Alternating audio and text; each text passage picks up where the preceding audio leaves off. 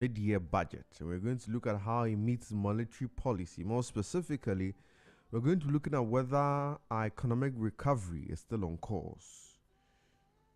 You'd have realized that on Thursday, the Minister of Finance presented a mid-year budget review, and there's been a lot of concern. Some people says that the figures is presenting are just fictitious. Others say that no, the Finance Minister is on a very good trajectory. Today I have my experts sit with me in studio to have a good conversation about it, go into the merits of it, go into the intricacies of the mid-year budget. You can join us on our social media. You can join us on ZFMGH on Facebook, IG, and X. You can join us on our website, www.zmultimedia.com, or you can also join us on YouTube at Z Multimedia. You can send in your comments, your contributions to our WhatsApp line on 0544 0544-321019, and we're happy to take it and ask the guests to address any concern you send in. My name is Kweku Atakra Jumo.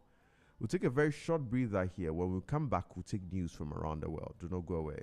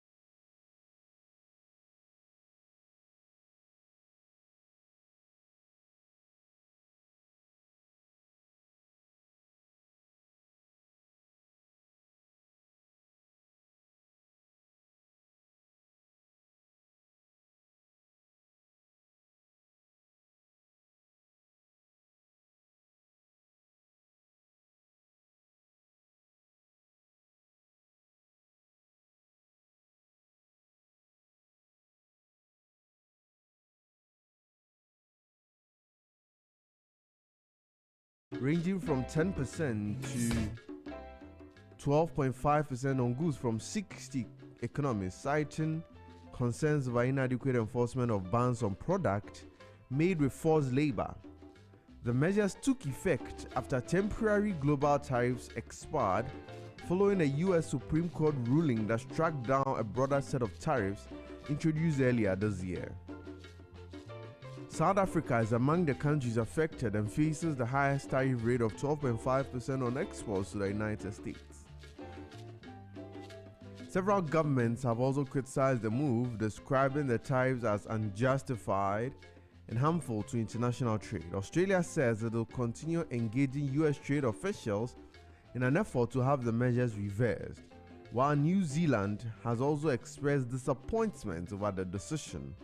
The latest tariffs are expected to increase trade tensions and could have economic implications for affected countries exporting goods to the U.S. market.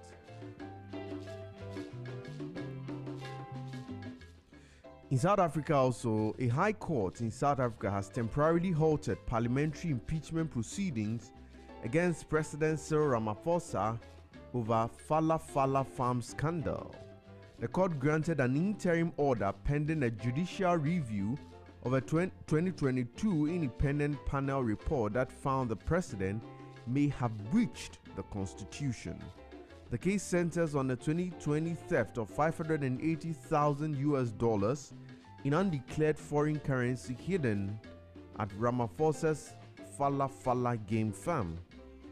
The president has consistently denied any wrongdoing, maintaining the money came from the sale of buffalo. Parliament initially rejected the panel's findings, but the Constitutional Court overturned that decision earlier this year, paving the way for an impeachment committee.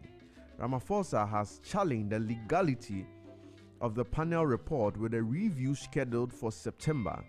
The court's ruling delays the inquiry while the legal process continues, although analysts say removal from office remains unlikely if proceedings eventually resume.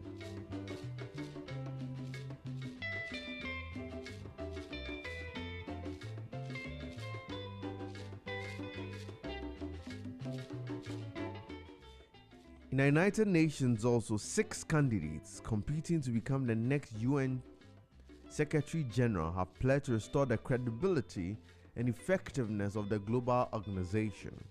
During a debate in New York, the contenders outlined their plans to address conflicts, improve reforms, and strengthen the UN's role in international affairs. The candidates include Chile's Michelle Bachelet, Ecuador's Maria Fernanda Espinosa, Argentina's Rafael Grossi, Costa Rica's Rebecca Greenspan, and Guyana's Caroline Rodriguez Briquet, and Senegal's Macky Sall. Their presentations came as the United Nations faces financial pressures and criticism over its ability to respond to global crisis. The selection process begins with a Security Council vote on July 30, where members will hold a secret ballot to identify preferred candidates. The successful nominee must secure support from the Security Council without opposition from any of its 5 permanent members before being formally appointed by the General Assembly. The new Secretary General will assume office in January 2027.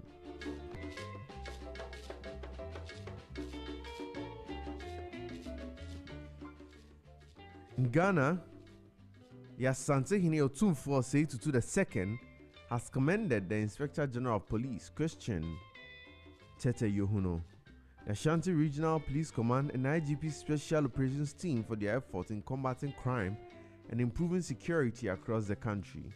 The commendation came during a courtesy call at the Menchia Palace by the Ashanti Regional Police Commander COP Arthur Oseakoto, accompanied by the Director of the Special Operations Team, Superintendent Augustine Dawson Amoa, and other officers. The visit introduced the team to the Asante-Hene and highlighted the police administration strategy to strengthen intelligence-led policing and public safety. Otumfuo noted that the team's operations have contributed to reducing drug trafficking, robbery, human trafficking, and other crimes in the Ashanti region. He urged the officers to remain disciplined, professional, and committed while prioritizing their safety. The Special Operations Team reaffirmed its commitment to protecting lives and property and supporting national peace and security.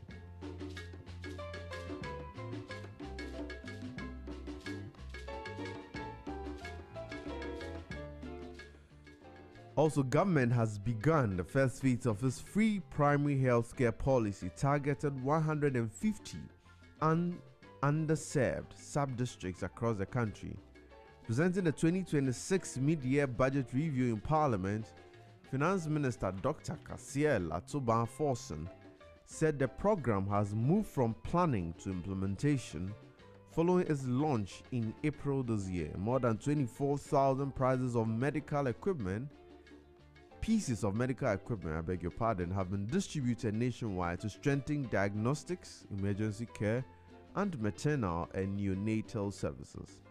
Government has also deployed motorbikes, tricycles, and mobile outreach equipment to improve healthcare delivery in hard-to-reach communities. Construction of health kiosks and container-based health posts is underway alongside upgrades to existing primary healthcare facilities.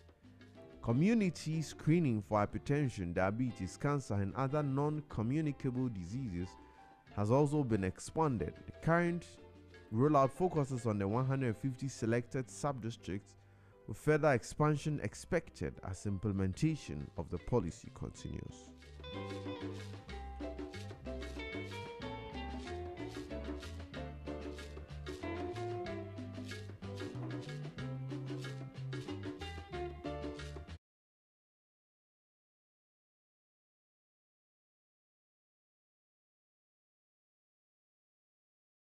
Your lifestyle, leisure, and business radio. And as mentioned earlier today, we're having a conversation about the mid-year budget and the monetary policy. And we are going to analyze the sole question of whether Ghana's economic recovery is still on course. We'll take a very short breather here. When we come back, my guest is seated in studio. We'll delve into the main conversation. Do not go away.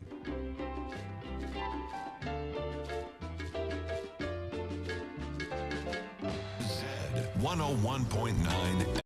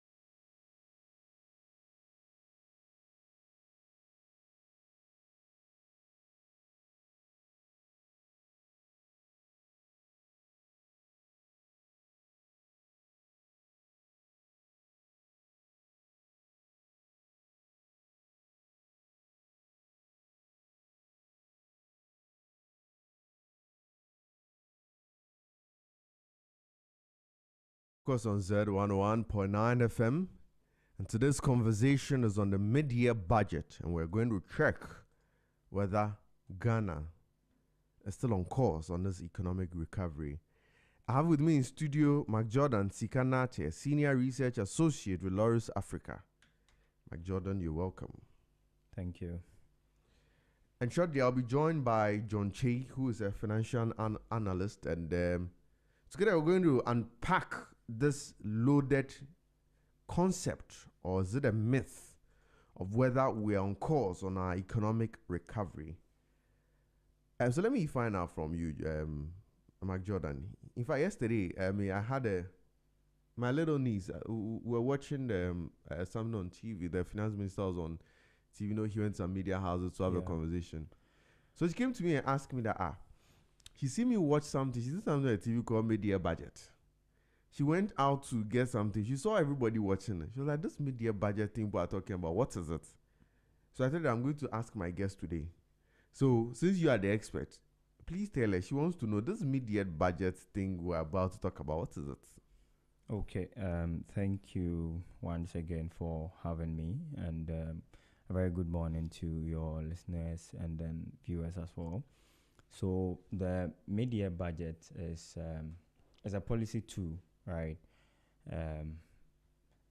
Usually read around the mid-year, usually in July. But before that comes in, there must be a main budget, right? Which is read like a year prior. So in that budget, the government states out what exactly they want to do for the upcoming year.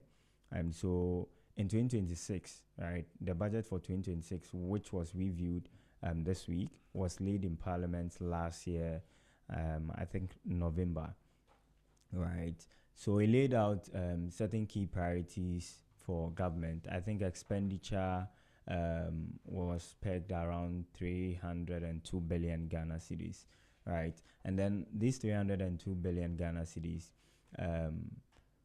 it is broken down, and then government makes it clear how it's going to spend that. But as of course, government is not going to do all this with our own money, because we have scarce resources. We all know that. So some borrowing will come in. Okay, so government lays out all those things, and then as well we set up like target for ourselves on a macro level. Let's say government is going to spend within this amount, and it is expected that inflation will range. I think our target is 8 plus or minus 2 percentage points. Okay. Also, I think I've mentioned the expenditure side in terms of our FX, right? The story around FX, which is import cover, we're expecting it around 3, and also economic growth, right? 4.8%. So government will lay out all these things at the start. Then mid-year, we come to review and be sure that you said we're going to do A, B, C, D. Are you on course with it? And we check, and then I think Parliament deliberates. Beyond that also is the fact that, you realize that at the start of this year, other factors have come into play. For instance, the war in the Middle East. Government, we already know this was going to happen. Even flooding. And yes, we had floods as well. As for floods, I think to some extent we had a fair idea that but not the severity of what we saw. I'm not sure we estimated in our budget that we spend so much on. Yes. So other factors have come in. So the mid-year budget also makes way for government to lay a supplementary budget to cushion itself against what it has already laid in Parliament, right? So that's what happened. Thankfully, this year's budget, mid-year budget, didn't come with a supplementary one. And so, in fact, we'll go to unpack it, but let me find out from maybe your general impression of it. When the minister read the budget, I think the minority called it full of English and promises. I've seen some people on social media describe it as an AI budget. That is not reflective of what is happening. He just sat on AI, put in AI, write something for me to tell Ghanaians, and it gave him some tell us. What generally, before we go into the merits of it, generally, what's your impression? Do you also think that they're full of promises? They are full of English and no and just ordinary promises? And well, I think I'll start by saying that English is our official language, so definitely it will be read in English. But beyond that, for me, it's still the budget still just showed that stabilization is working. But yes, of course, stabilization is not a destination, right? We will have to leverage or look at stabilization as a foundation to transform our economy.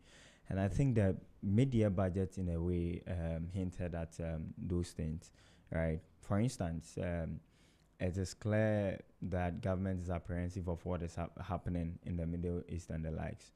I think what we've seen in previous years, government would have requested for a supplementary budget or to increase its expenditure or borrowing targets, right? But we didn't see that. So in a way, for me, it re-echoes the fact that this government has its hands tight on the stabilization agenda, right? So that was it for me with key indicators which I was looking at largely on target, okay, for the year. So basically, for me, 100% expectation, no, but it's largely on track, if I can put it that way. Yeah. Right, I think so. In fact, the minister also indicated that he has exceeded even his targets. Yes. I mean, what he anticipated, he's gone beyond it. Yes. Now, maybe let's start by looking at some of the general areas. And I think initially you had mentioned the fact that the good thing this budget came with, that he didn't come for additional. Yes, and he's staying within the old appropriation bill. Tell us, what do you think that means for us? I mean, is it the norm that at every point in time the minister must come for some additional amounts because he did not anticipate anything? You've rightfully mentioned that there are so many things that the minister did not anticipate at the time he presented a budget somewhere last year in November or December. But he still stayed within the budget, and he says he's not coming for extra money. What does that mean for us? I think yes, it means one, that we still have our hands tight on the stabilization agenda, and then government is really keen on stabilizing our economy, right? Also, from an investor perspective, it reinforces government fiscal discipline. Okay, let me put this into perspective. The amount that was anticipated to release to the flood victims were around 350 million, although it's yet to be released, because I hear there's a Ghana share issue with the funds from which that amount is meant to be released, right? Even beyond that, the GAMRAP, right, about 5 billion going in there. Government didn't seek for new funds to. I'm sorry, if you can, for purpose of our listeners, if you can tell what GAMRAP is. Ghana Accelerated Ghana Accelerated Reserve. GANRAP. Ghana National Accelerated Reserve Accumulation Program. If I can tell generally what it So does. generally, one, it is looking at reaccumulating our reserves so that by the end of 2028, Ghana will have a 15-month import cover, right? We currently have our import cover around 5, right? And generally, we've balanced it around 3 months of import cover, and we saw the impact from the Russia-Ukraine war. So this government sat and said, no, we will have to have like a framework that will really help us or cushion us against such occurrences. And to this government, they thought that it would be wise if we have about 15 months of import cover. That's over a year and like a quarter, right? So that will help. So that's what is generally seeking to achieve for us as a people. That will also help our currency significantly, because, and that means that the speculations on the currency will be reduced significantly.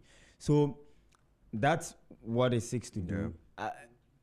It's been the minister noted how we have reprioritized certain expenditures to cover for that, instead of coming in with a new request for funds to set such or run such policy. You get it? So I think all these point to government hands-on on the fiscal discipline trajectory. Right. So I think that the fiscal discipline, the fiscal discipline plays a huge role. Yes. In why the minister would, even with all of these pressures, he's still not seeking a supplementary amount. Because this one of the ministers that has really hinted on the fact that we can make things work for ourselves, and this one of the ministers, he's really this government has really noted the fact that we'll need to cut wasteful expenditure. So I think it keeps doing that, right? So that even if it needs money for something, it's looking within its budget to see what can I cut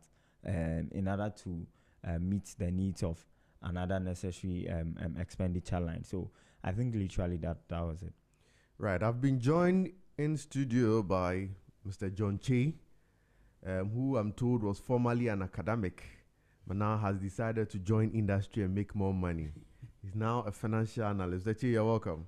Thank you so much. All right. So, we're having a conversation about whether Ghana's economic recovery is still on course. I asked Mark Jordan a question before you came. Maybe let me ask you the same question. What's your general impression of the media budgeters? Some have described it as an AI budget. Some have described it as just full of promises. There's nothing substantial in it. What are your general impressions before we go and unpack it? Yes, thank you very much. I think after listening to the finance minister, I was very impressed, with the numbers. And I think if you even look at everything critically, you realize that the government is on course. In fact, everything is working to the extent that if you even look at the revenue numbers and expenditure numbers, you realize that looking at from January to June, we are seeing revenue just, missing a target by let's say 3%. But if you look at the expenditure side, I think if you look at how they are managing expenditure, I think they are far below budget, which means that we are cutting our clothes according to our size, and I love that. But the point I want to make is that if you go back to 2018 and 2017, you realize that Ghana was on the same trajectory. In fact, in terms of the growth numbers that were announced, even in 2018 it was higher when the finance minister was presenting the media. And 2017 and 2018 was also within an IMF. We're just exiting an IMF program. Exactly the point. That's what the point I want to make. That most often when we see new government, especially in their first 2 years, we see them doing very, very well.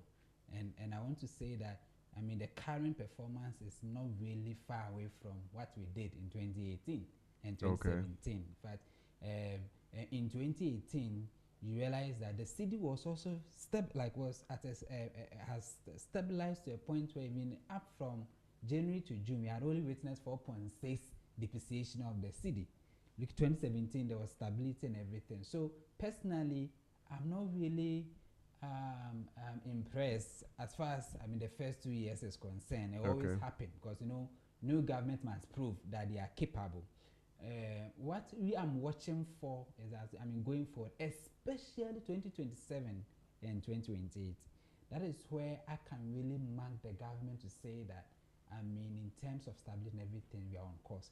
You see, you came to meet an economy that was in coma, right? So by all means, you want to prove that you are better than the previous manager. Yeah. So in terms of expenditure cut and everything, all your other ministers, everybody will understand at this moment. If you look at how he's cutting expenditure, the ministries and everybody, because it's getting them some results, everybody is happy. But some ministries are complaining that they are not getting their funds to do what they need to do. For now, they will not complain, but how long can you keep on? Especially when it's getting 2027, election year is coming, and now everybody is putting pressure on you that I need to perform, because if I there's don't a lot of perform, government spending in that. Exactly. In that case, that is where we can really judge the finance minister to say that he is very disciplined. But I feel the trajectory that we are walking, the good thing is that there are some policies. But beyond the IMF, don't you think that he has put in a lot of disciplinary measures in place which he's benefiting from those measures? Yes, he has. But as I was trying to compare to what happened in 2017, 2018, they were saying things that the current finance minister can offer at that Then- time also did. For the way, if you look at even the 2018 mid-year budget, there were also a lot of achievement in terms of cutting expenditure, and I mean we're all happy, and I'm sure you saw the growth in that Yeah. period to the extent that I mean everybody was happy. Inflation was down. We got to the single numbers for the first time, and a whole lot of things. So as I said, the good thing is that it looks like there are specific initiatives that have been put in place to ensure long-term sustainability. But I'm focusing on the pressures that will start coming and how he can continue to sustain this path that I mean he is moving us. And I think if we continue to be very disciplined in this way, Yeah. he is able to withstand the pressures during 2017, 2027, 2028. Okay, I'm sure. I mean, it will be good for us as a country. I think I've explained that. I mean, we have achieved stability. Yeah. We need to move to growth, and it is important that I mean we continue in this path. Just that get to a point where we have to spend more in order to engineer the growth. You can't continually focus on the expenditure side.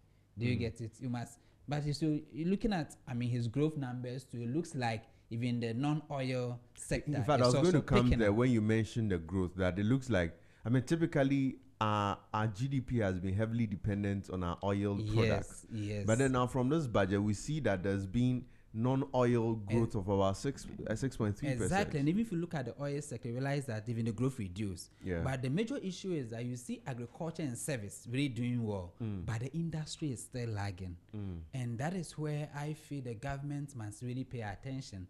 Okay, especially the industry side. Okay, it looks the industry declined by about 2.3%, and I think it was driven by the oil sector, which is seeing significant decline. It's picking up in 2026, hoping that maybe it will continue. Okay, but I mean, we need to also really focus on the industry. Right. Because as for service, as for agriculture, I mean, they are doing well, but as I said, it's not really driven by oil, so it's good. Okay, But we do you need to think really agriculture is sustain it. doing that well? I mean, maybe the figures are a little positive, but it's not doing that well, because we've had so many conversations about how, and in fact, the agri minister, I mean, in fact, this government, I mean, when it came to power, some of their heavy flagship programs were in agriculture and how we can make ourselves agriculturally independent. And in fact, I think last week or so, the president even made a very bold declaration that in 4 months' time, we're not going to be importing tomatoes. Yes. So all of these point to a heavy direction in agriculture. Now, from where you sit, as you mentioned agriculture, do you think we are doing that well? You see, the agriculture, we have different dimensions. Okay. It looks like maybe we are focused on just one area. Maybe, for example, crops, and then maybe cocoa, which is trying to pick up. Okay, so I think we need to do more. Especially, you know, I was listening to the minister about the poultry thing. We wanted to become independent, not importing. But I think he mentioned that people have started chewing there, and that was very unfortunate comment. I mean, because I think there's a target for that, and we need to. You see, we need to be very specific to areas we want to see serious improvement. Like we need to target them, and wherever we have comparative advantage, we need to really focus on that and make sure we are providing the necessary funds to help them grow. And that's the only way. So, for example, tomato, as you mentioned, I mean, we are hoping that it's materialized. Okay, but there are also other areas. 4 months, we're actually tracking it. Yes, and it's important we track it. And I think we need to also make the the agriculture minister more accountable. I mean, to tell us, because I've not been really hearing a lot of updates from his ministry in terms of maybe what they are doing. But they had a lot of promises for us. Exactly. Because I mean, we want agriculture. I mean, Ghana agriculture is everything to us. Okay, so we want it to lead the growth. I mean, personally, I'm not enthused by the service sector driving the growth, because mostly, you know, if you look at the service sector, what is driving the growth is the communication and technology. Yeah. Right. But I mean, we have to really, because mostly you see the service sector in such a way that most of them are highly foreign owned. Exactly. Do you get it? These IT companies, most of them are foreign owned. So if you don't, I mean, focus on where. But I'm sure that which will hit the ordinary Ghanaian the most it's not going to be the service sector. That's the point I'm making. Because at the end of the day, in fact, this is by a lot of people who are doing naysay about it. What they are saying, after all you have said these figures, how about my pocket? How about the food I buy? When I go on the market, the yam I'm buying, I don't see any change. Yet you are telling me that figures have been reduced. Exactly, because where we will have the direct impact will be more the industry and agriculture. That's where we a lot of and you know, if you look at even the employment in the agriculture space, you see that it's massive and the industry is lacking. So I don't think we should be too happy about, I mean, the service sector seeing a massive growth. We should also, I mean, prioritize the especially industrialization. I'm not seeing a lot from the government side as far as support for industry is concerned in this current, I mean, regime. Right. I think they are focused more on the oil, gold. But I think, I mean, the previous government had a program they were embarking on. We see a lot of companies coming up. I think we need to, I mean, find a way to balance and go into sex space. I saw food processing companies, I mean, emerging ceramics, a whole lot of, we need to go back and grow that sector. That will help us. All right, let me turn to Mark Jordan. Now let's look at interest rates and inflation. From this budget, it looks like there's been a reduction. I think inflation has been reduced to 5.3% by as of June. And I think the interest rate has come to the 20-something percent. 15% even, okay. Now, what do you make of it from this budget? Do you still think it's also a positive, or are you, from John's perspective, to say that, I mean, at the end of the day, if it's not affecting the real industry, it's not something we must celebrate? Okay, thank you for that question. I think that's very insightful.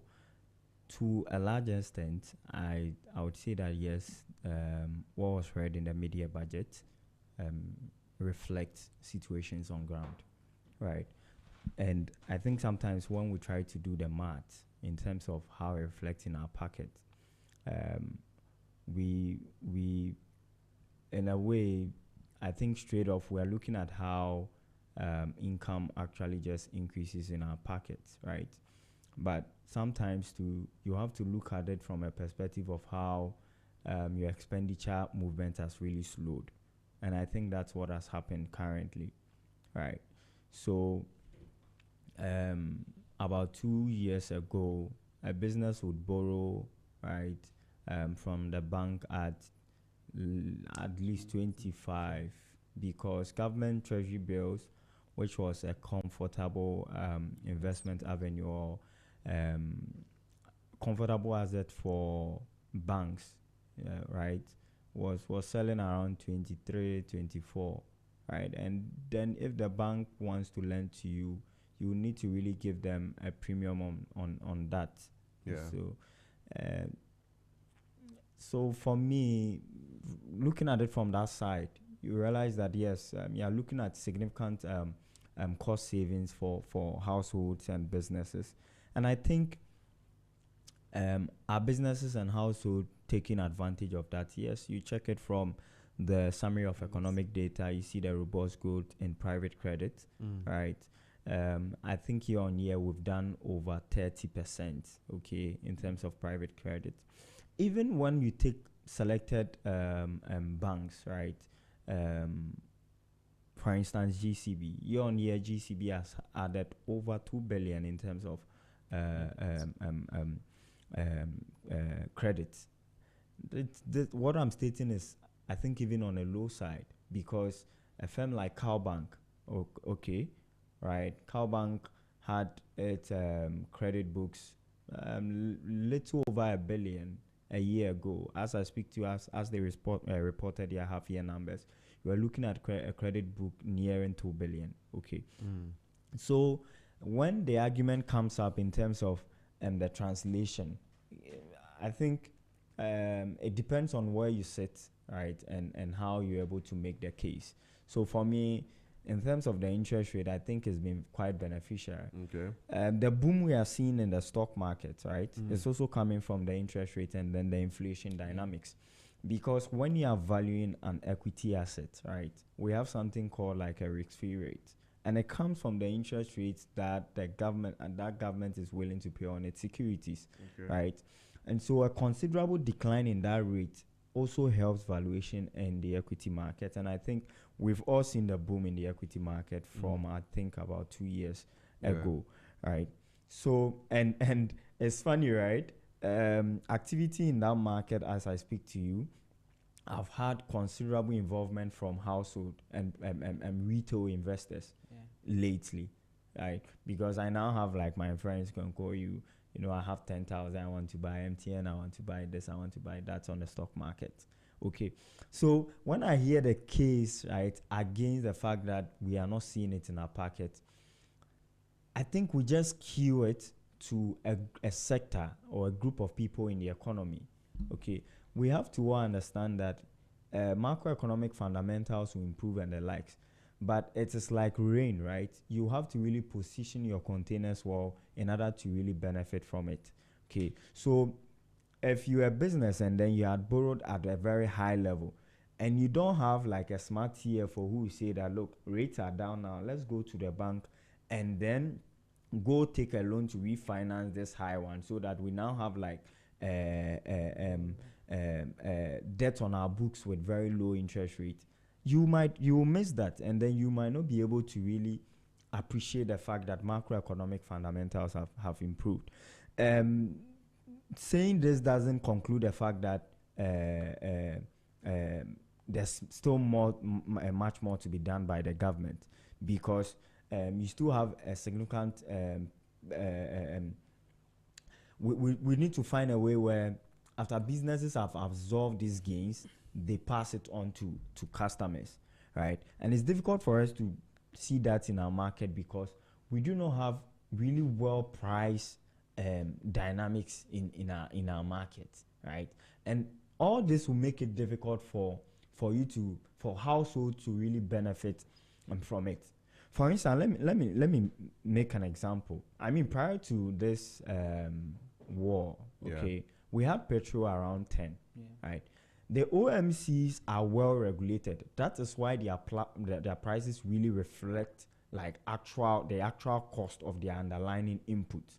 Okay, I'm not saying we can regulate every product in our market, but then we should find a way. The key ones that are really have impact on household, we should find a way so that their prices truly align with like fundamentals.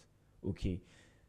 If we didn't have OMC well regulated, I bet you some OMCs would have still sold their fuel at very high prices, even though we're benefiting from a considerable drop in the underlying input, which was crude oil prices. Okay, now it has increased. They've also repriced to reflect it. So I would say for me to conclude on this question, I would say that to a large extent, it's reflective of what we are seeing on ground. Talk of inflation as well.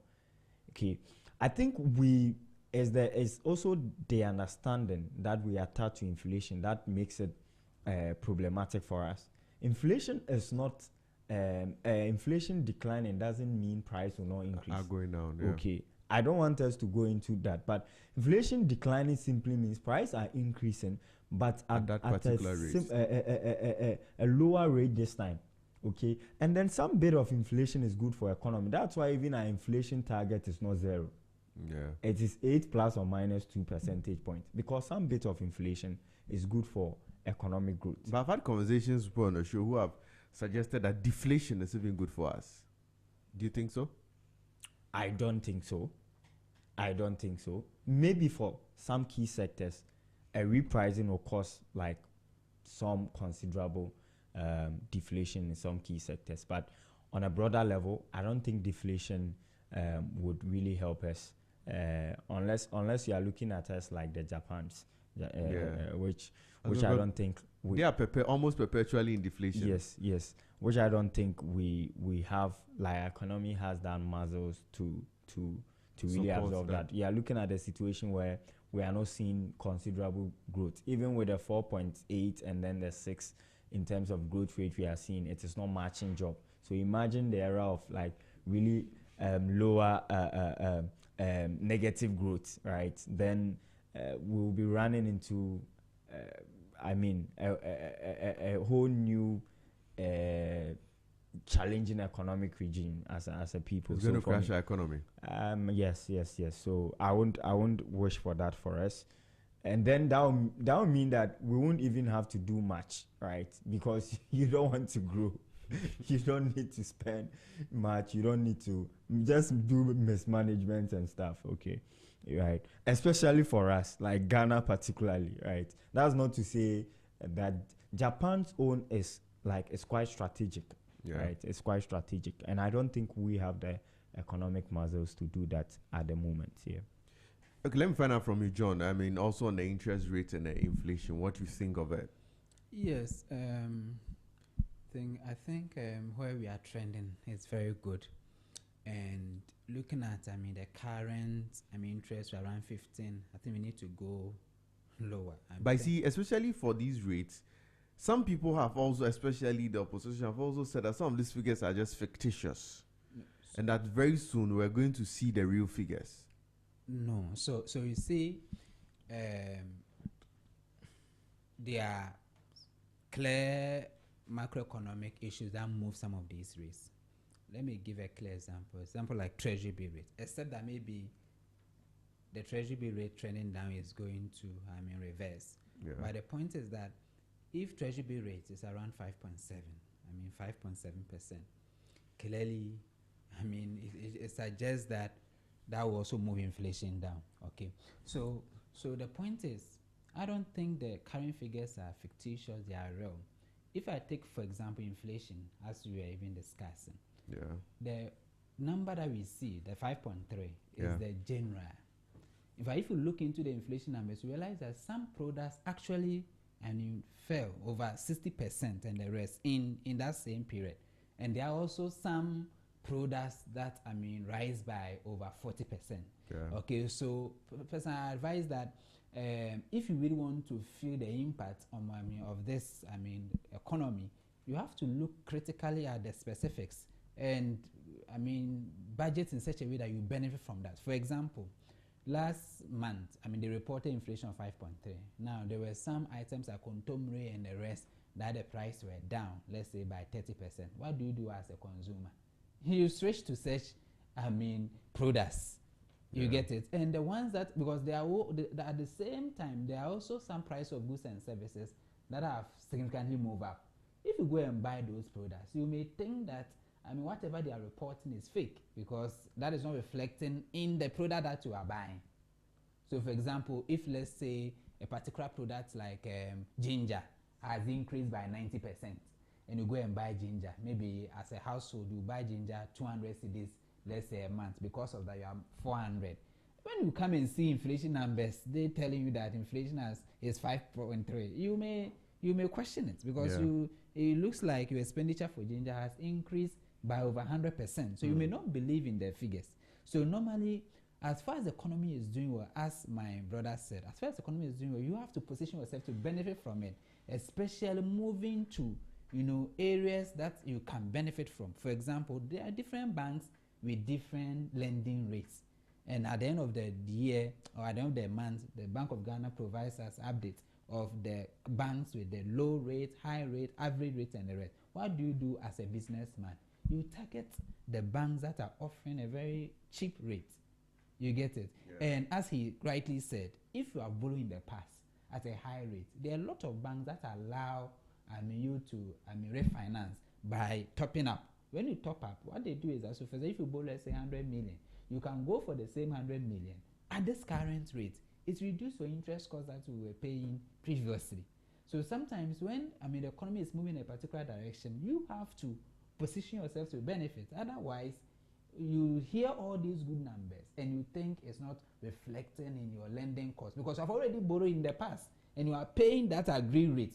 Ghana, we don't have the flexible rate regime where once interest rate is moving, that it is now that the banks are trying to do that, especially when they are lending to businesses. So they pledge it at monetary policy rate plus 3. Do you get it? And even currently the monetary policy rate is even higher than the GRR, which means that in the business sense, if you go and borrow, you still borrow high because of the current policy rate. And so what I'm trying to say is that when the economy is moving in a very positive direction, like what we are seeing now, there's stability by God's grace. I mean, if you look at the CD has stabilized, and then for the whole year it has depreciated by just 5%. Okay, it makes, I mean, all of us plan very well, do our cash flow projections in a more confident way that, I mean, things are not really going to change much. Now, I went through, I mean, whatever the finance minister said last Friday, you realize that when it comes to even process, we are getting to show up our currency. You realize that most of them is coming from gold. I think about 68% is coming from gold. Cocoa too is now rising up and everything. And it looks like the way that, I mean, they are moving, every target that they have set for themselves, they are going to achieve in this year. Okay, the inflation target, the real GDP, all of them, and because they are even achieving more than what they targeted for. And the good thing is that when you look at even the expenditure side, you realize that they are really managing expenditure. The good thing is that in this current regime, the fiscal side and the monetary side are working in hand. At first, it was only the BOG that targets inflation and tries to use monetary policy rate to tame it. Now, that is not the case. The fiscal side is also doing everything possible to make sure that they don't cause problems for the monetary side. So we are seeing very high cooperation between these two entities. The fiscal side is from the ministry. The Ministry of Finance, and the monetary side is from Bank of Ghana. Ghana. What I'm saying is that they are working in tandem.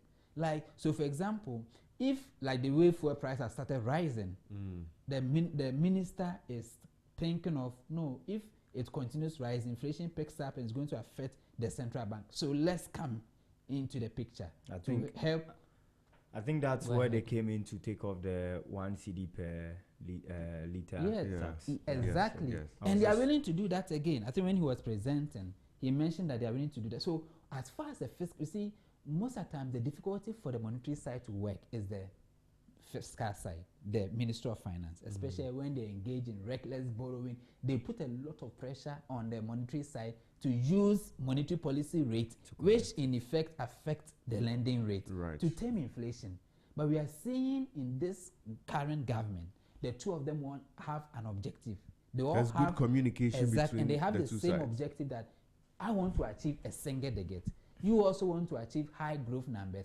I can support you with lowering monetary policy rate. So you must also support me taming inflation. So you see the government, in fact, if you look at from January to June, I'm seeing expenditure target declining by about 24% based on the actuals. What does it tell you? And you look at the revenue side, it's just down by 4%. It gives you an indication that the fiscal side is very disciplined and they don't want to cause any problem for the monetary side, so that the monetary side can continually reduce the policy rate in order to spare private sector growth. And it is happening. So as far as they are willing to work together, okay, I'm sure interest rates will come down to even single number. I was listening to the central bank governor. He mentioned that his target is to bring lending rate to a single number, so that when people go to bank, they can also borrow at a single digit rate, 8%. Now, and we must get there. Do you foresee it happening soon? Yes, I think apart from the inflation numbers, I mean the inflationary pressures building from the war, if the war ends today and there's no more tension, and you see when it happens, fuel price is going to fall drastically. The reason is that now, you know, US is controlling Venezuela, and Venezuela is a third. Like if you look at the oil reserves around the world, they are third.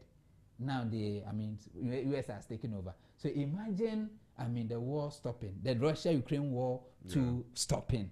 You see how oil price will fall. And once that pressure is over, then we are good to go. Especially now that we are getting a lot of dollars, I mean, from our gold policy. And I don't think at this moment anybody should be scared of exchange rate. As far as gold board is there, the exchange rate is going to be stabilized until maybe they start having problems.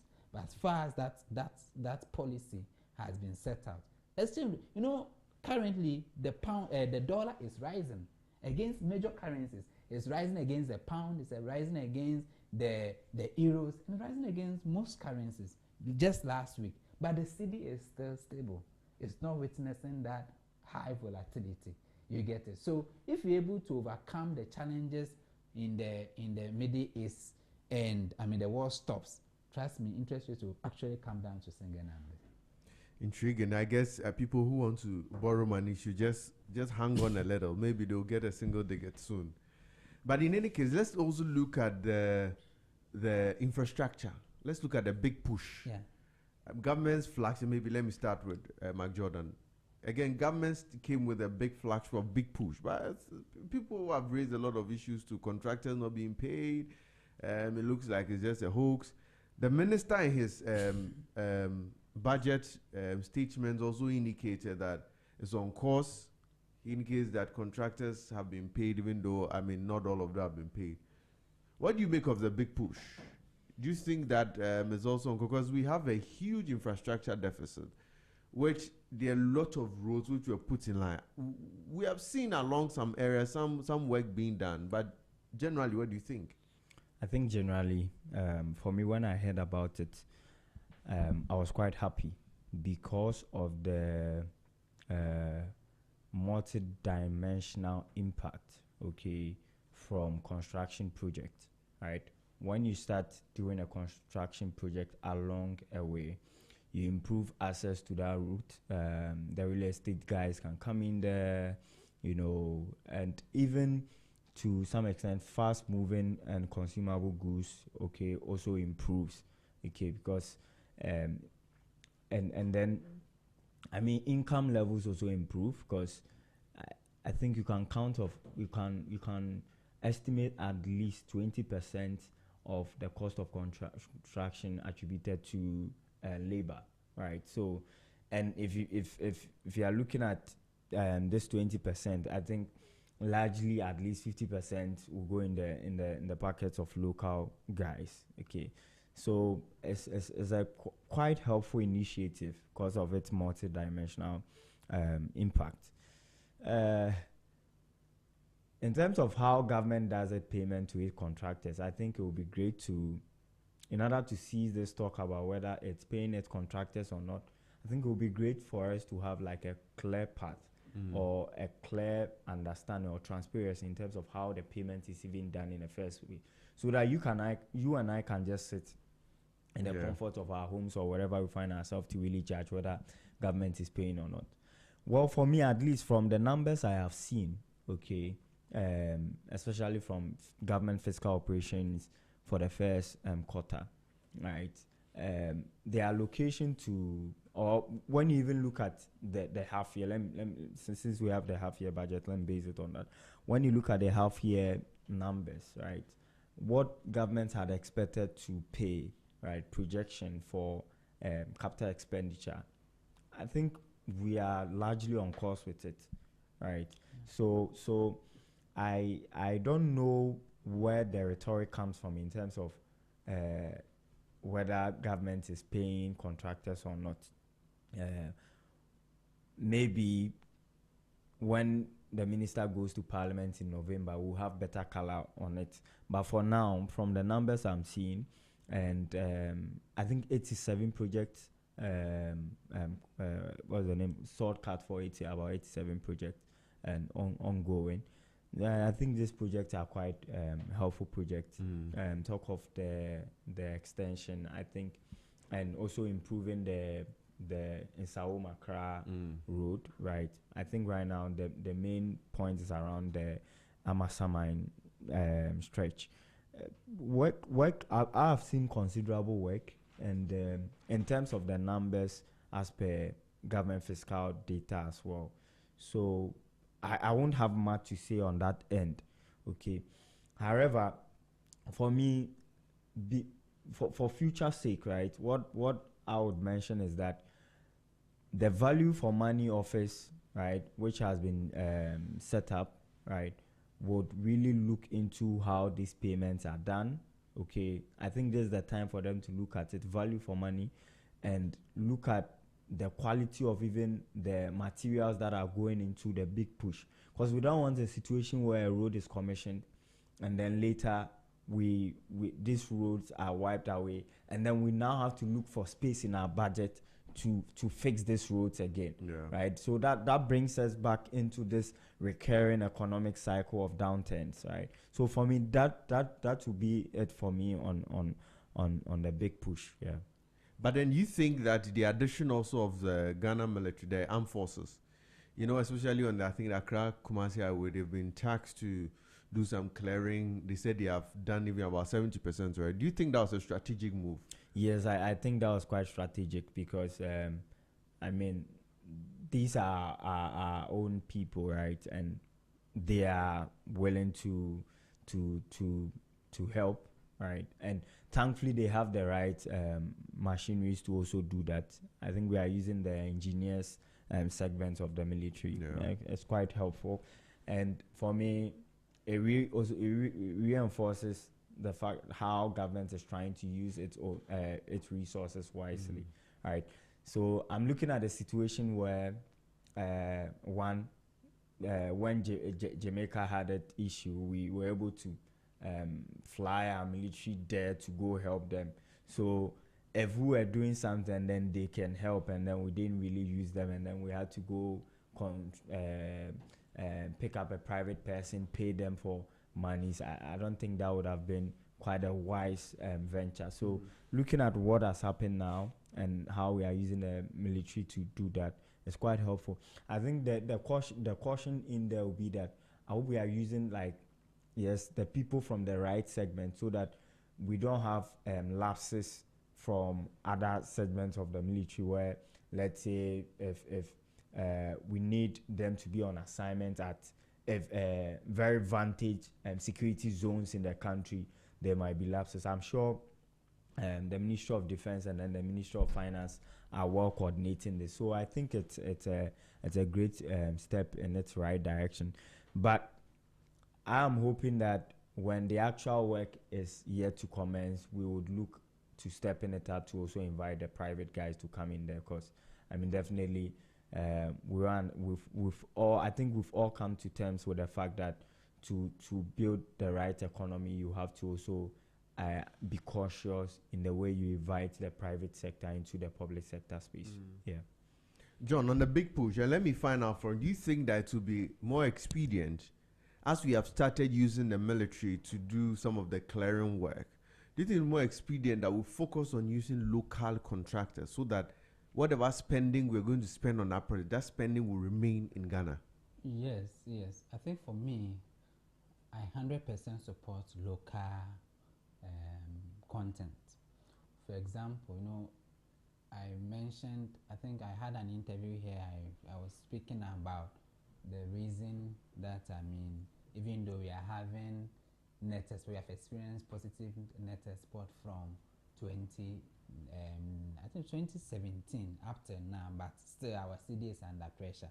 The point is that if you are having net export, then what it means is that you should be able to fund all your imports. It's not the case. But I think if you look at the numbers, you realize that it's mostly because of,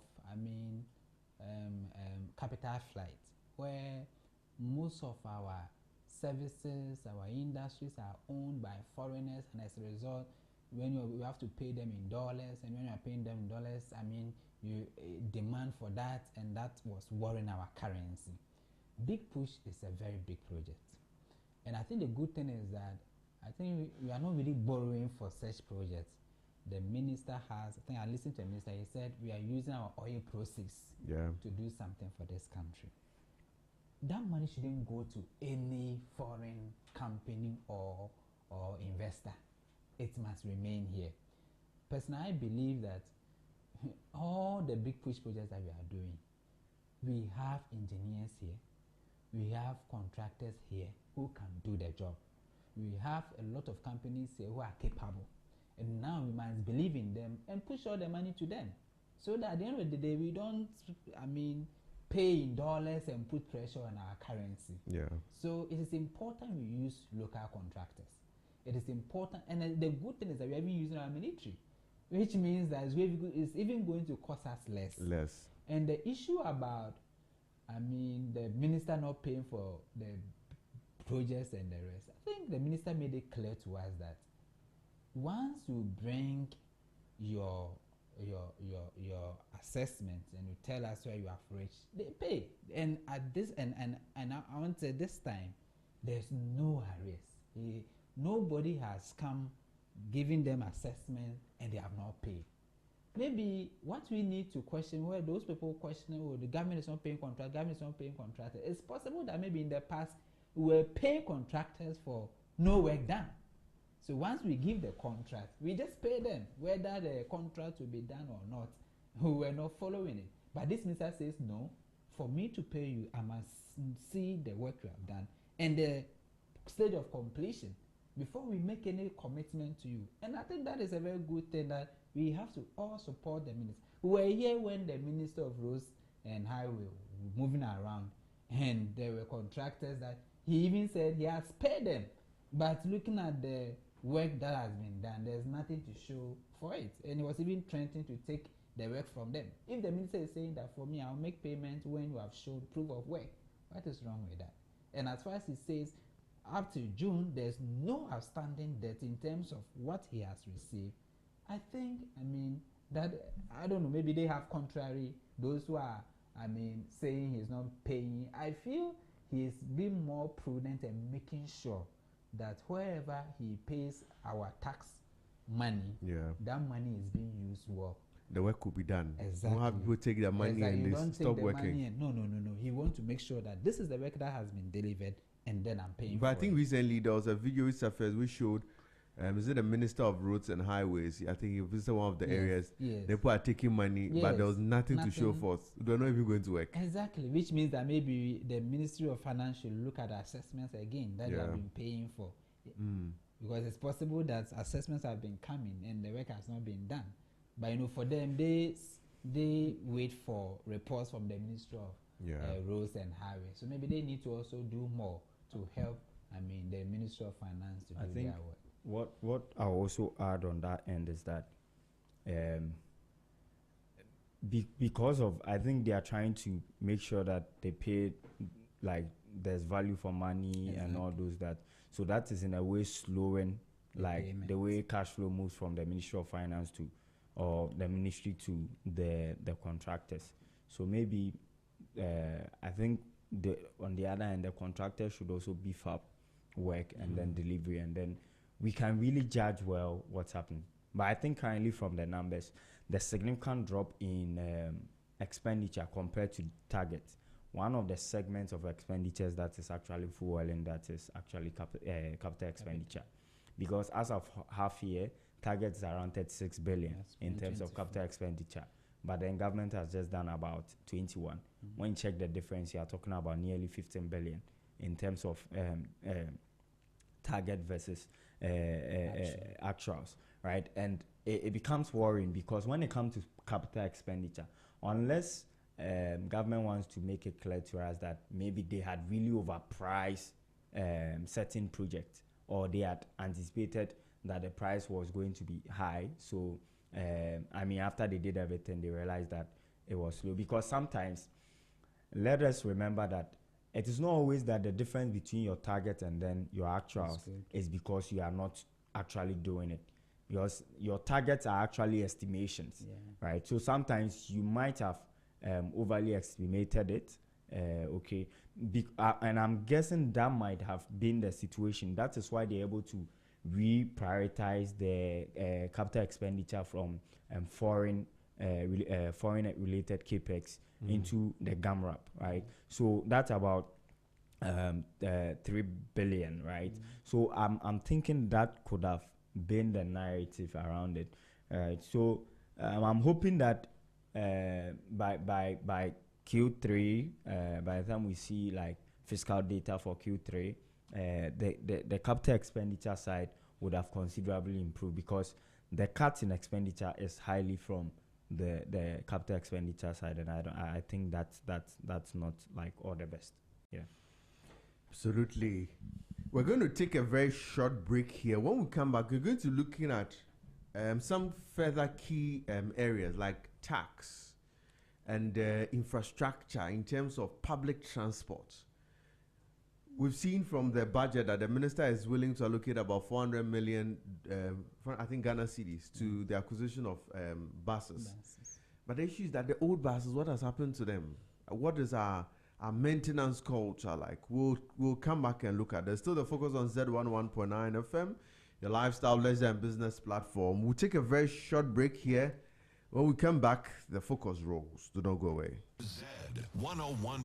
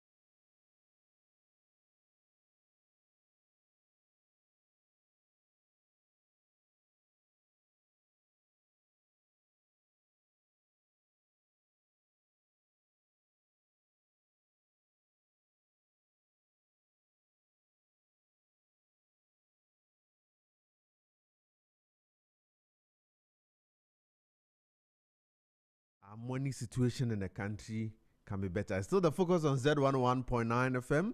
You can still send in your contributions, your questions to our WhatsApp line 0544321019. 0544321019.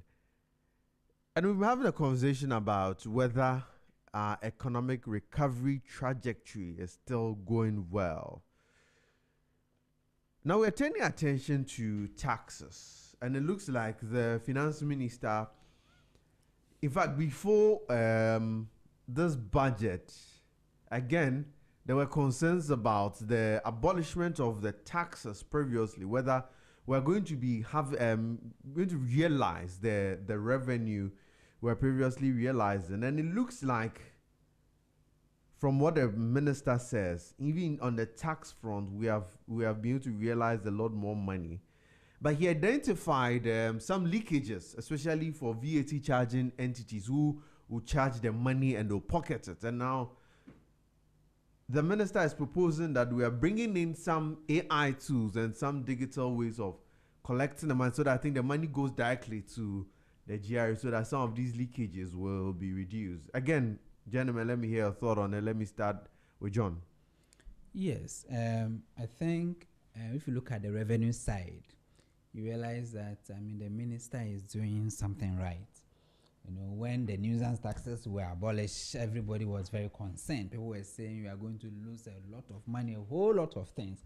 But looking at the numbers, you realize that, we have exceeded target. In fact, what led to the we not meeting our revenue target was oil sector, where production has declined significantly. Okay, if you take that one out, you realize that you're on course. And looking at VAT, you see, if you look at even the oil marketing companies, the oil sector, there's a way that force people to pay their taxes, before they can even load their products, and as a result, there's no way you can default. And I think we have, the minister mentioned one AI that is being used at the port and is significantly helping, increasing our tax revenue. If that same technology can also be used to ensure that, as far as you're a VAT registered company, and I think it should be easy for government to even track VAT registered companies and making sure they make their payments. Maybe there should be a way where, because SNET is able to call you as a company that you have not paid your SNET, and therefore you are supposed to pay. How do they do that? Yeah. So if you have a world VAT system where every registered VAT is in that system, and we can clearly know that you are filed by 15th, you are supposed to file your VAT. If you have not, the system will show. The agency responsible just need to check up to make sure that you pay. So there should be. But shouldn't government also be concerned about prosecuting them, because these are also criminal offenses? Yes. But you see, as for I feel like prosecution is even costly. They'll spend money to prosecute them. It's costly, and mostly it worries businesses and a whole lot of things. So I don't think that should be a solution. That's why I'm saying, there are some, especially I was even giving the oil sector as an example. If you have not paid your taxes, you can't even load the products from the depot. Okay. They have a system to ensure that you have to pay your taxes before you can load. And it's a digital system. Yes, it's a digital system, and there's no way you can default. In fact, if you default, there's no way you can load your product from the depot. It can never happen. So every time you have to pay your taxes mandatorily. Exactly, before you are allowed to load. So the same thing, we can use a particular technology. That's why I said we know all VAT registered companies. We put them in it. And as I was even giving an example, SNET has a way of tracking all employers, whether they have paid their SNET or not. Yeah. Because I think last week I got, today is 15th, we have not seen how did they know that. Because they have a efficient system to track and to monitor and to ensure that everybody comply with the law.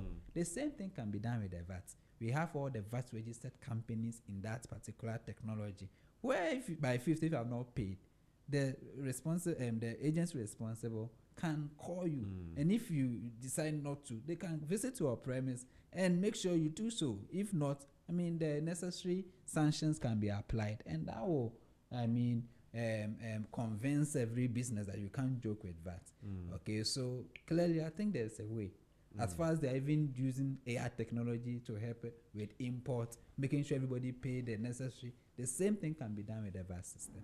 Right, Mark Jordan, tell us how, even though government abolished a lot of taxes initially, we'll still be able to make a lot of progress. Even still with some of these defaults we're still facing, So they've made lots of progress. I think one of the things that we've heard from the media, or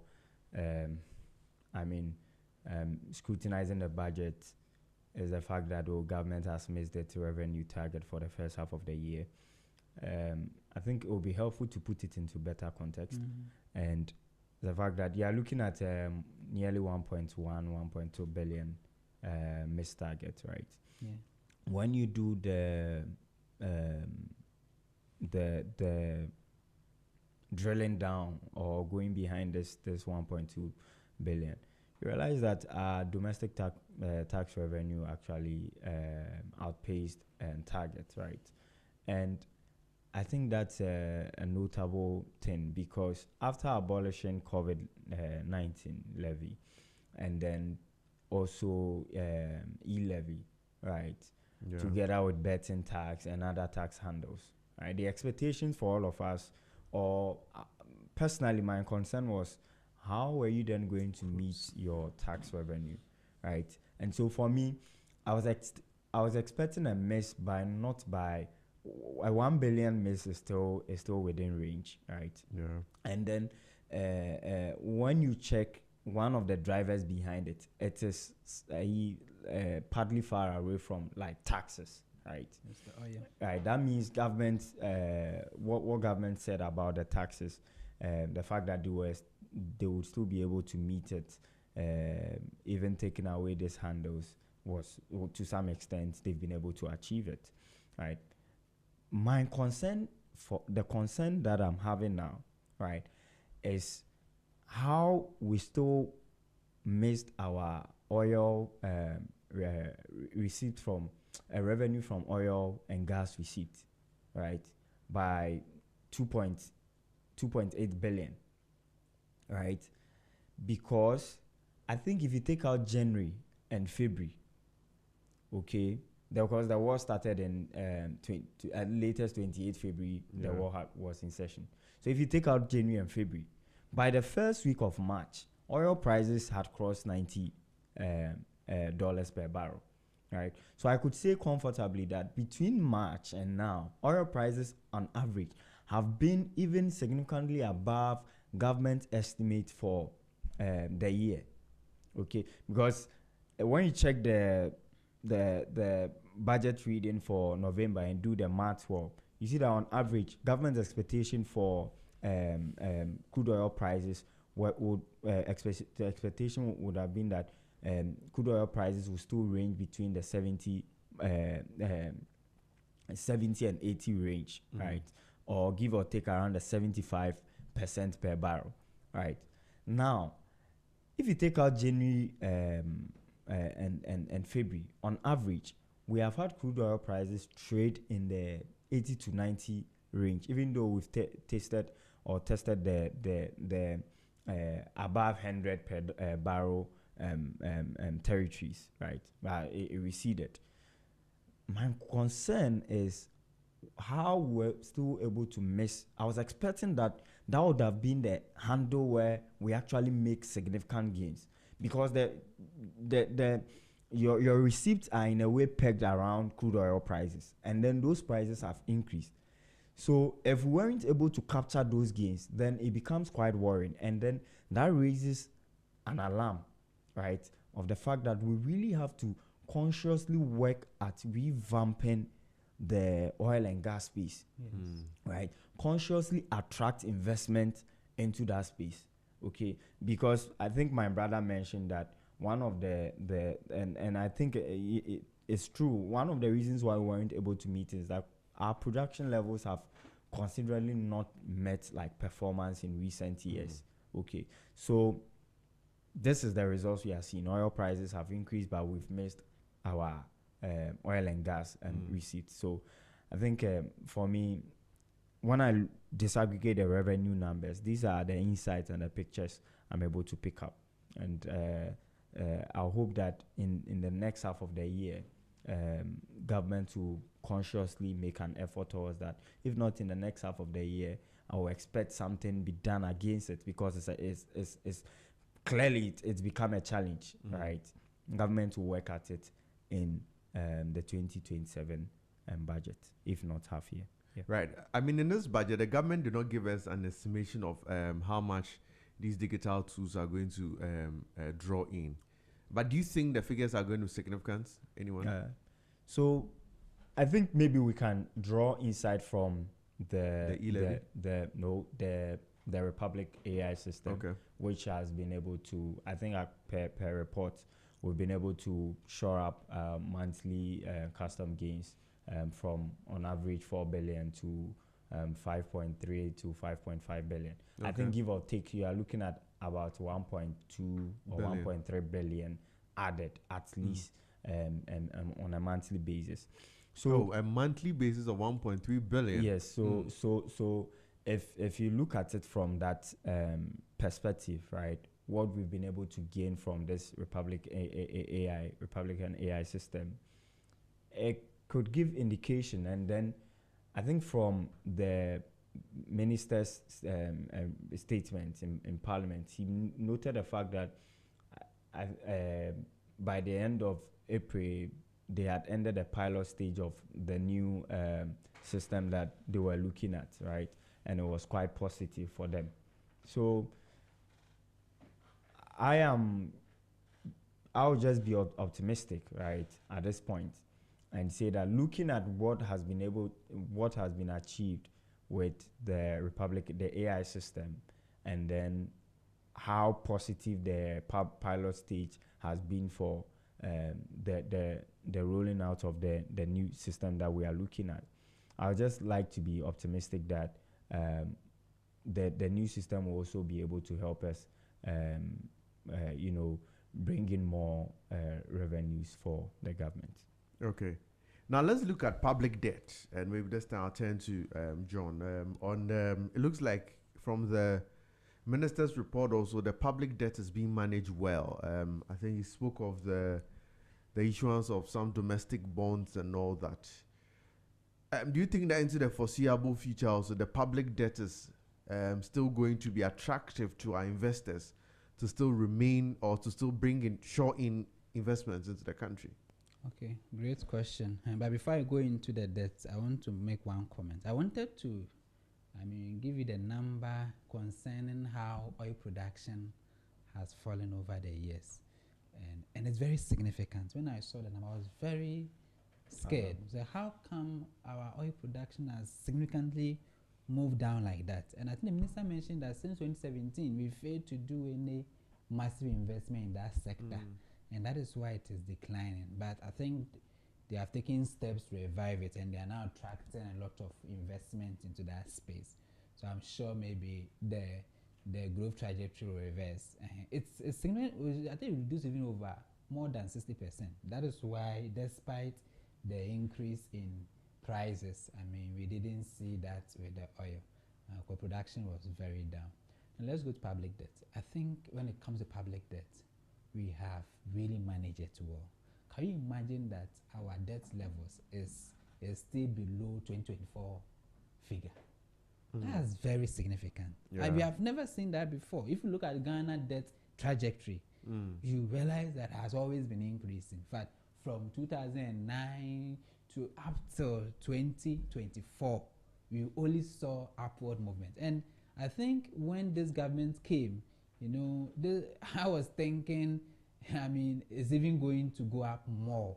But the good thing is that 2025, our debt levels actually reduced from 2024 figure to 2025. So I think in 2024, our debt levels are around 650 million Ghana cedis. But it's billion Ghana cedis. But it fell to 645 and has risen back to 716. So it gives you an idea that the debt level, our debt management is very on course. Right. And I think one of the benefits we are getting is the cedi stability. The cedi stability also really helps us. So it's not like Ghana government is not borrowing; they are borrowing. But the point is that because the cedi also are appreciated, it reduces our debt level. So you see where the gold board, thing comes in. because has been able to reduce, and the good thing is that they are also able to reduce, interest payments related to government bonds for the rate to move down from about 20% to 6%, 8%. Even the 2-year bond is just about 12%. So on that front, it's been manageable. And looking at even the way we are now borrowing, we are not going the external way. And people are really interested. Despite, you look at it, despite even the rates coming down to let's say 6% or 91-day treasury bill, government is still attracting, a lot of, even though they have not been meeting their target, but they have been attracting a lot of funds, from the public, which means that, there's a lot of confidence in this current economic managers that, they are doing things right, they are doing that. And I think our debt management is very on course. I don't think there's cause to worry. For a minister to say that even what I'm going to pay next year, I've started saving towards it. That is a very bold step. Despite, the many expenditures, he's still thinking of, meeting my public debt obligations. And that's sent a lot of, confidence to everybody that I can comfortably invest in government securities, and there's nothing to worry about. Whatever happened in 2023 for government to default, this government has taken that bold step that I have created, a fund to put, sinking fund to put the money into, so that once but I can even pay in advance. And he has been doing that. He has been paying a lot of debt in advance to send a very positive signal to the market. And if you look at our debt grading, you realize that everywhere we are moving in the positive direction. IMF has moved us into a positive trajectory and even added sustainable and can absorb shocks. So it's clearly, and you see the good thing is that, as for foreign investors, they are always skeptical about developing economies. But after we ended our extended facility to IMF, we are saying that we are not going to be independent. We still want to be under your care. We still want you to come and pass your judgment on. I think they rolled out, is it a 36-month or so? Yes, and that is very bold step to say that I don't need your money, but I still want you to come and manage everything. So even they are putting their own selves under that discipline check. So it clearly tells you that you see one thing about public finance and national economies is more of perception than even reality. I can give you a lot of it. There are some countries that are doing so well, but the perception around that country is not allowing them to get the needed funds to develop. Do you get it? But this minister is strategically positioning Ghana as a country you can trust, to the extent that he is saying that we know that we have developing economies have history of mismanagement without IMF support and anything. We are out of IMF, but we still want them to support us. And that is why you are not seeing a lot of capital flight happening. Foreign investors are very confident in the economy. They know it's going to be manageable. So I believe, the minister is doing everything right. I think we need to encourage him, we need to motivate him, we need to support him. Because at the end of the day, no matter the politics, our pockets and households will suffer. So once they're doing something right, we have to support them. Right. So what I'll add, or my take on the debt side, would be that, when you look at it from debt to GDP numbers, it looks good, right? We ended 2025 with a debt to GDP of 45%. As of half year, our debt to GDP is still 45%. So to the layman, it is understood that our debts are well managed, and then we are on a good trajectory. Yes, because 45% also is far advance of time, right? Because we have a framework that as a fiscal council framework that I think by 28 we'll have our debt to GDP at below 50%, and we are currently at 45%. That's quite advanced in time. That is positive, but I think it will be helpful to also drill down these numbers, right? And the other positive is that government has been committed in paying, right? And I see them do early payments, which is quite helpful and improves investor sentiment. So these are key stuff that government has done. And for me also, the sinking fund because it's especially for me playing in the capital market and interacting with fund managers every day is a big question, right? So seeing that we have about 15 billion, okay, in sinking fund, right, ahead of February maturities, which are pegged around 30 billion thereabout, it's quite helpful. And I like the strategy around it. I think we are doing 7% of domestic revenue. But you see, the problem or the issue for me is that when you do the math, 7% of even our full year target will not give you that 30 billion. You will be around 18 or 20, give or take 20 billion when you do the math, 7% of for full year, right? So I'm still wondering where the additional 10 billion will come from, right? I mean, we still have the treasury bill market where the government can build buffers from there. But for me, it's still a concern. How do we meet the 30 billion target? Beyond that, right, it's also like our debt numbers actually. You mentioned the fact that we have been below levels since we are still below the 24 levels. But I think it will be helpful, right, to add the fact that we declined considerably in 25 because of the external debt component, which declined by over 100 billion, given the 40% appreciation in our currency, right? Now, I'm quite concerned with our debt because debt to GDP, in a way, you don't pay your debt with GDP, right? And especially for us in a country where even tax to GDP, we are still below average levels in Africa, right?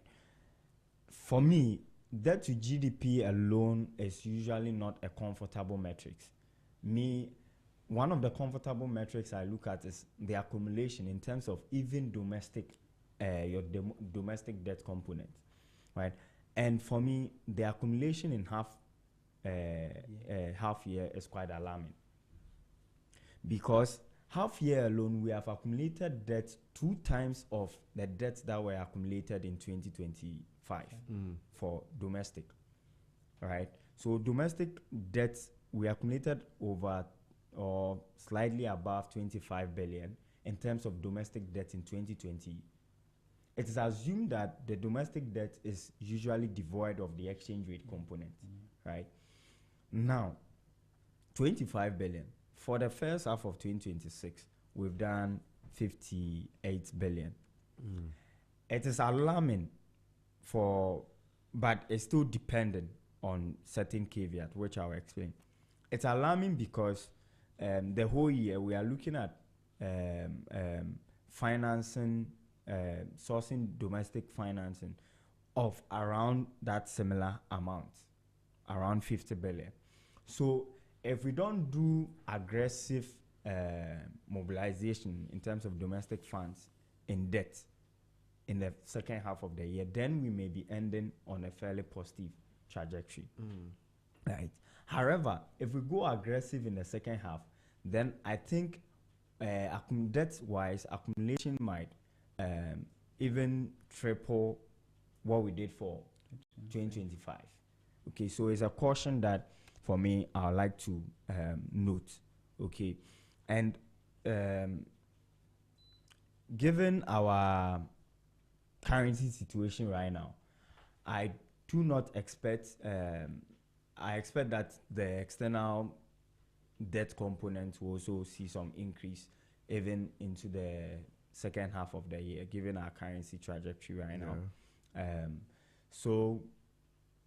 But at the end of the day, we'll still end debt to GDP on a fairly lower level. And I think that also comes from another perspective, and is the fact that our GDP, the base, right? The base itself has increased. So, and the increase has been more than the debt itself, right? So then when you do the math in terms of GDP, debt to GDP, you still have it low.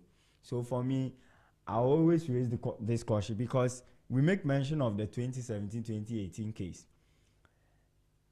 experts were noting when we're doing the borrowing. Yeah. One of our case was that debt to GDP wise, Yeah. it is still safe. It's true. Forgetting that you will not pay your debt with your GDP, right? So for me, debt to GDP looks good, but the accumulation raises some alarm, and I think we have to be cautious as a people, and then look at it going forward. Yeah.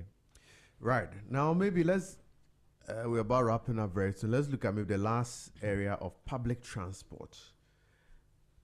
I mean, we are planning on spending 400 million Ghana cedis on public transport. But even if we buy it, what happens? Because it looks like the buses today, they're on the road. Next day, they are not on the road. They say there's something spoiled. Nothing happens. We have to get a new bus. What's our maintenance culture like, John Che? In my view, looking at our history, sometimes I feel certain spaces need to be supported. Especially, we just need to support the private sector to get it right. Except maybe STC started doing well, in the previous government. I've not really seen the current trend. Their buses even were, in the previous, they got some very good buses, comfortable ones. Exactly. But again, as you say, I'm not too sure what's the state of it now. As for because it's been long, I heard any conversation around that. Okay, maybe I don't know the model that they were using. If personally, I don't trust. Government is a whole lot of stuff. So normally, we just need to. I feel even if we procure the buses, it's not possible for us to lease it to a private sector to manage them. That's something that I've been thinking. We have spent about 400 million. We have spent such monies before. Some of these buses were left to rot. We were all here, yellow buses. But it was our taxpayers' money that they used to buy. They were later sold for 2,500. They were later. Look at all this. So personally, in terms of the public transport space, I think the government role should be more of regulation and support. Even if you go and procure the buses, I think we should lease it. We can lease it to the private sector, and then they'll be paying some dividends to government. But even if we allow private sector even take the lead, they still have the capital. Yes. To do So I'm even assuming maybe they think they don't have the capital, so they want to, and maybe we are having a lot of challenges with our public transport, so they want to even come in directly. You can procure it and lease it to the private sector and give it a number of years to pay back. I think that would be more prudent use of our money than for government taking the lead and poor maintenance culture, a whole lot of things. Government buses, nobody cares about. I presuppose that if the private sector does it, they are concerned about their money. Yes, because they have put money. Assume they are paying lease. You think they will run the thing to? VIP buses have been in business ever since. They won't. But even thinking of it, can't we then even government can have an agreement with VIP or any of the others and say that now instead of your should I say, is it inter-regional travel? Let's do intra-region. You said do intra. So now you have VIP buses that move from, let's say, Medina to Accra. That's the point. I think we can do that. It's easy for us to do that. You get it? Because VIP has a track record. Even if not VIP, other the other companies can take over. Because, we have done some before. It didn't work. Metromass. Do you know the state of Metromass today?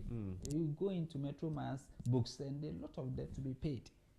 Do you get it? Because people will come and accumulate debt and leave. Because it's government. Another government comes and you have to fix. You can't fix. You leave it like that. You get it? So personally, I don't think it's a government job to go into that. If you want to improve public transport, support the private sector.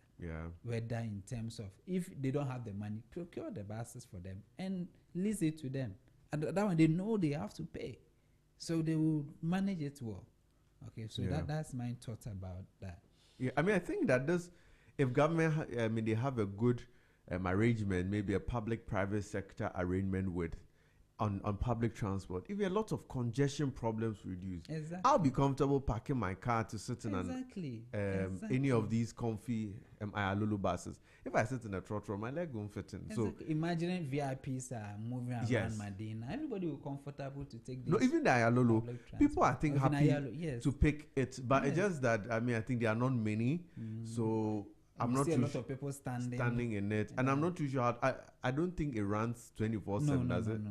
I think just fixed time. So then you have I know sometimes I wonder why government is not going to such arrangement, because you get money. Yeah. You get the money back. Yeah. Whatever, like the way we waste a lot of money in a lot of projects that we don't get any returns. As for public transport, you get money.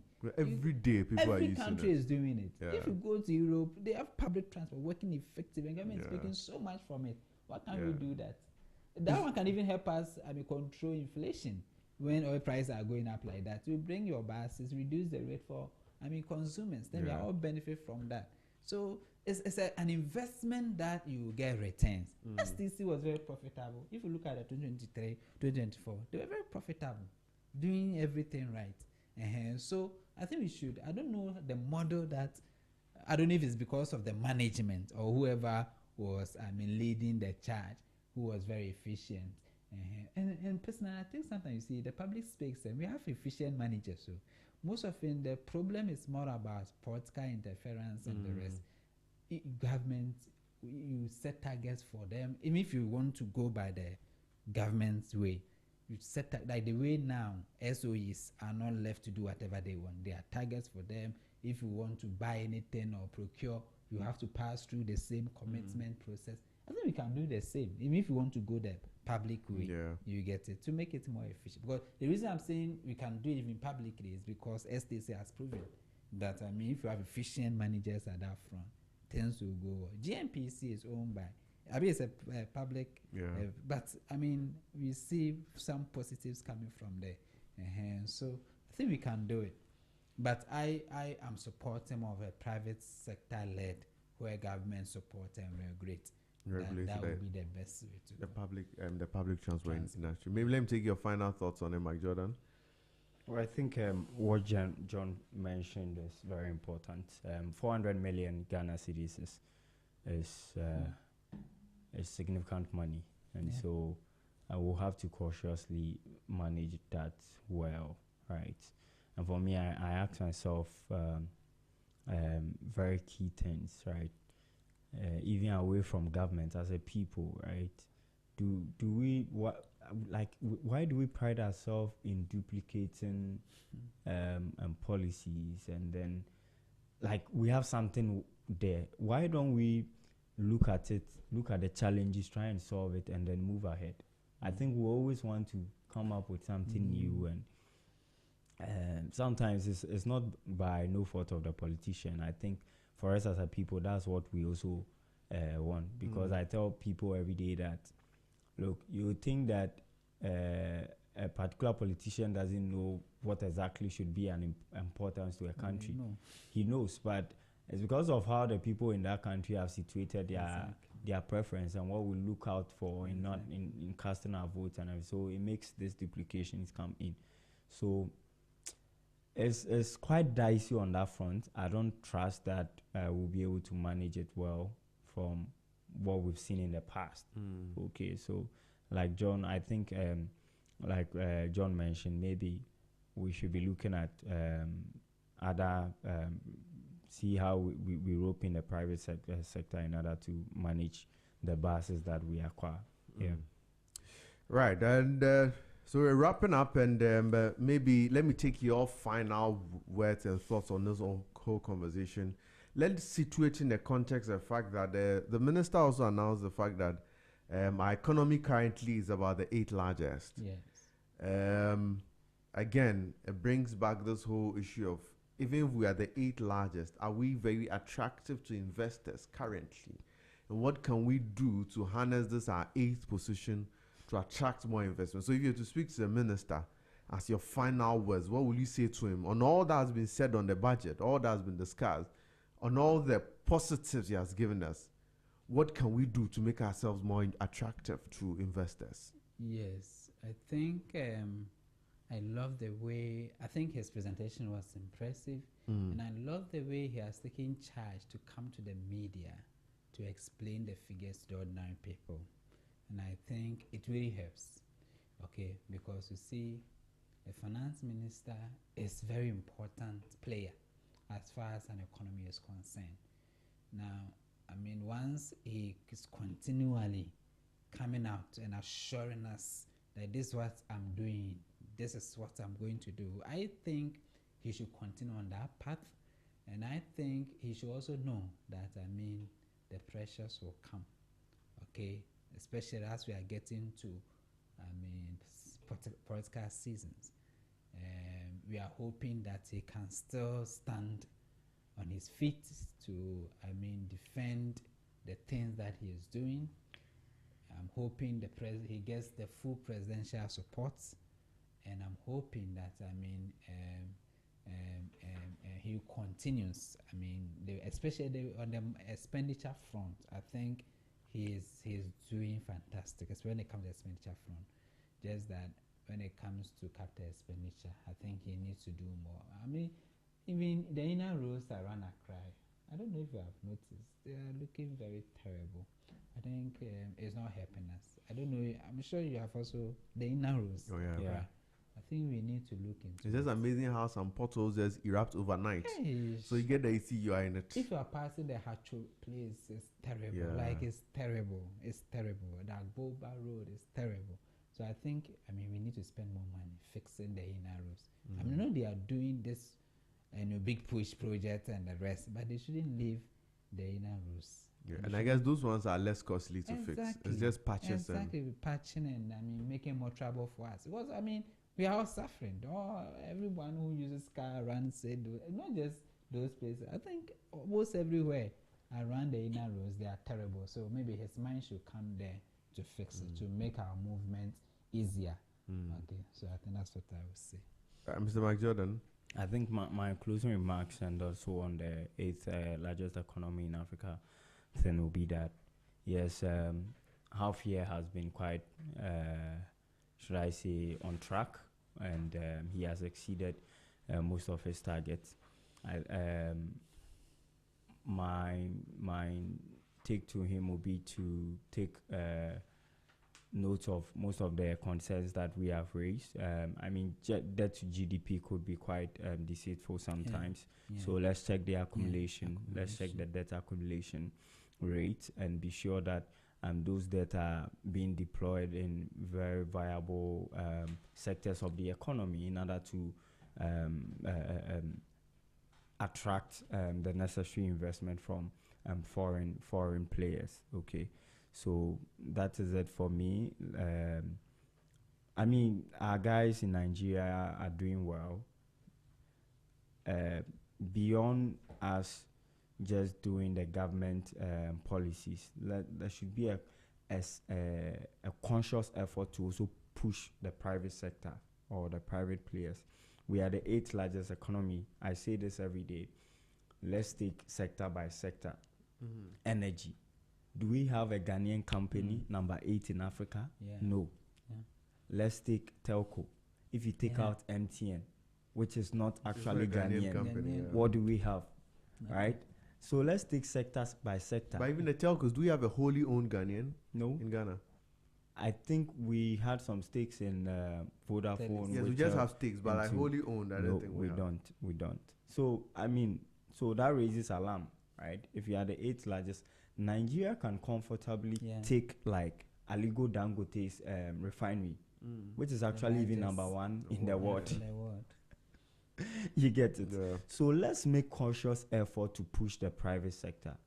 Other than that, we being number 8, we being number 3 is just a cliche. Thank you.